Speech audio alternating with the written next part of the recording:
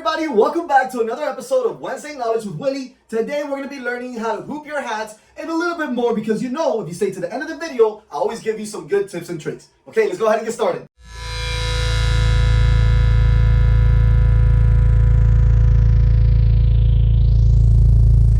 So before we get started on actually hooping a hat, there are three main things that we need to keep in mind. Number one is going to be the size of your cap. Number two is going to be the size of your embroidery area. And number three is going to be how your design is digitized.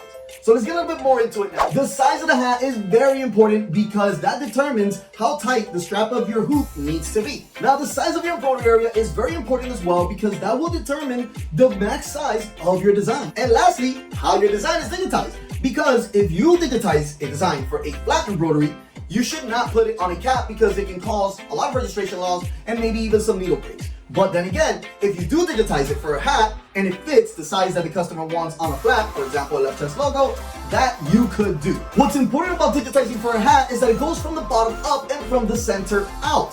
And if you want to make it even better, have it start either on one side or the other of the center seam of the hat if it has one. And the reason for that is because that center seam is thick. And most likely your design will start at the bottom closest to the brim of the hat. And that part is the highest area to the plate where the needle hole is and the needle goes through. But that doesn't mean that every single design has to be exactly like that, because in the end of the day, you will have some designs that are just as simple as a name or something extremely simple. And at that point, you might get away with just having to start from one side and then the other, or maybe even starting from the top to the bottom. But recommended if you ever do have a big design with a lot of fill stitches and it's a very complex design, why not follow the best rules? Alright, so now we got that out of the way, let's jump into the most important part of this video, which is hooping the hat. Okay, so this here is your hoop. Now, your hoop has these two little things down here that goes facing down. Now, the reason for these is because that's where you would put your clip if you're using a not structured cap. So if you're using a structured cap, I tend not to put the clips on there. But for example, with that hat, I definitely put those clips down there. If you're doing side embroideries, I also use these clips. All right, the next part of the hoop is going to be your center of the hoop, which is this right here, this plate right over here. As you can see, it has a small line right in the center, and that's where you're going to put the center of the cap. Now, if you have a single head machine, you don't really need to have it right on the center because you could just turn it to center it afterwards.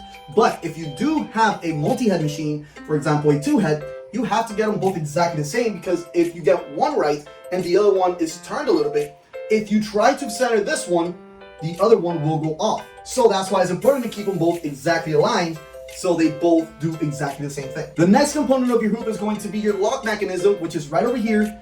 If you unlock it just like this, it'll completely come out, and then you have your strap.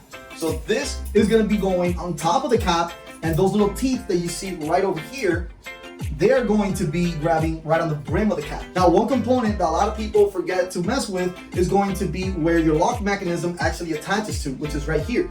Now, this has a screw right inside of it where you can loosen it and bring this up or down to create or decrease the tension of the strap. That's very important because that really depends on the size of your cap.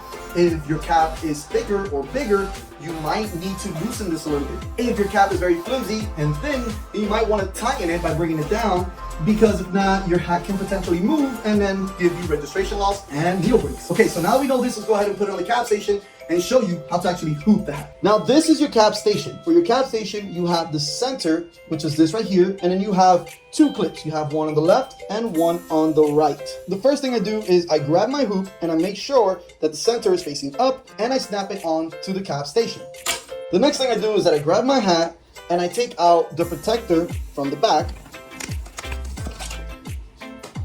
After I do this, I'm going to grab the sweatband and I'm going to take it out completely. Now, I like to grab my hat and give it a little space right here like this, because that's about the size of the center of the cap hoop. The next thing I do is that I'm going to bring it down to the bottom of the cap. I'm going to place it right under where the clips go, and then I grab the sweatband and put it in under the center of the hoop. Then I like to grab the strap on the bottom and pull it down so that the top of the hat has less movement. Then with my right hand, I'm going to cross my arm and grab the strap and start putting the strap on the brim. After I do this, then I can let go of the bottom of the cap. Always double check that the strap starts grabbing the brim of the cap from the beginning all the way towards the end. You do not want it to look like this. If you need to adjust the tension of the strap, you can always grab an Allen key and some pliers so it can be easier for you to loosen it and tighten it. Before I lock it, I make sure that I take the other side of the sweatband out and put it under where the lock mechanism gets attached. And as you can see, I always keep my left hand on the hat and on the strap just in case I'm not able to lock it and it tries to come up and lose its position. Now this last step before locking it, what I like to do is I like to grab the bill of the hat, and like this I can control it while I'm locking it, because once you lock it in, it tends to shift over to the right a little bit. So by me holding the bill of the hat, I can control it by moving it left or right if I need to, just a little bit while I'm locking the lock mechanism. And after that, I will just lock it in, and that's it. So what I always like to do before putting in the machine is double check my hooping. The first thing I check is that I'm grabbing the sweatband on the left. The strap is grabbing the brim from the beginning all the way till the end. And I'm also grabbing the sweatband on the right.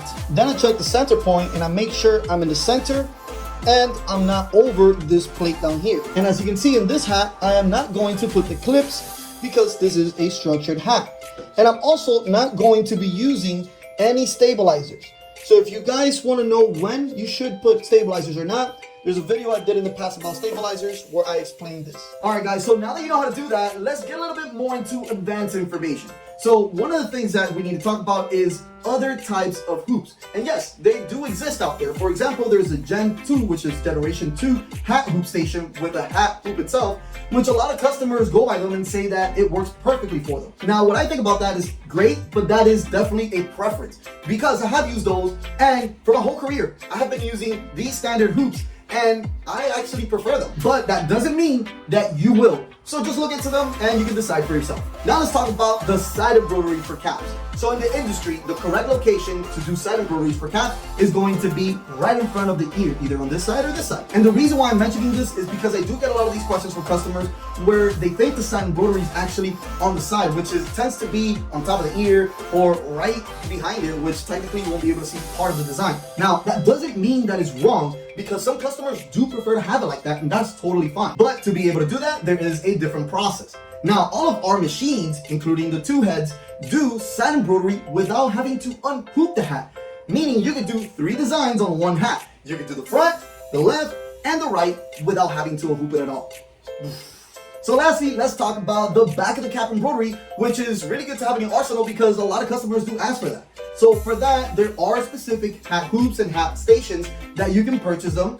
But I'll be honest with you, there is another way, which is hooping it with a regular flat hoop. So if you really want to learn how to do that, let me know in the comments below as well, and I'll be happy to make you a video for that. Alright guys, I hope this video was exactly what you were looking for, because I try to give you as much information as possible and explain it the best way that I can. So if you did find this video helpful, make sure you help us out by giving us a like and a comment, because this will make sure it reaches more people and help out more people out there that don't know these things.